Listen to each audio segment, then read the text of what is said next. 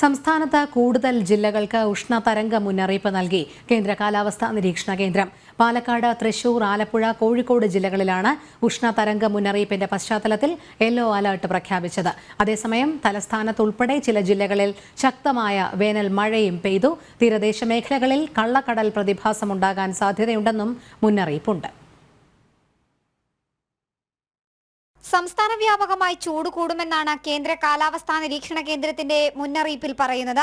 പാലക്കാട്, തൃശൂർ, ആലപ്പുഴ, കോഴിക്കോട് ജില്ലകളിൽ ഉഷ്ണതരംഗ മുന്നറിയിപ്പും കേന്ദ്ര കാലാവസ്ഥാ നിരീക്ഷണ കേന്ദ്രം നൽകുന്നുണ്ട്. ഈ ജില്ലകളിൽ താപനില ഇനിയും ഉയരാൻ സാധ്യതയുണ്ടെന്നാണ് മുന്നറിയിപ്പ്. അതേസമയം കൂടുതൽ ജില്ലകളിൽ ചൂട് കൂടുന്ന പശ്ചാത്തലത്തിൽ ജാഗ്രത തുടരണമെന്നും കേന്ദ്ര കാലാവസ്ഥാ നിരീക്ഷണ കേന്ദ്രവും സംസ്ഥാന ദുരന്ത നിവാരണ അതോറിറ്റിയും മുന്നറിയിപ്പ് നൽകുന്നുണ്ട്.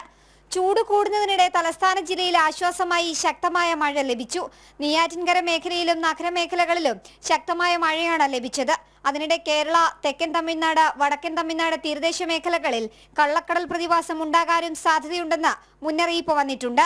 ഇന്ന് രാത്രി 11:30 വരെ പ്രതിഭാസം തുടരുമെന്നും തീരദേശവാസികൾ ജാഗ്രത പാലിക്കണമെന്നാണ് മുന്നറിയിപ്പിൽ വ്യക്തമാക്കുന്നത്. ജനം, തിരുവനന്തപുരം.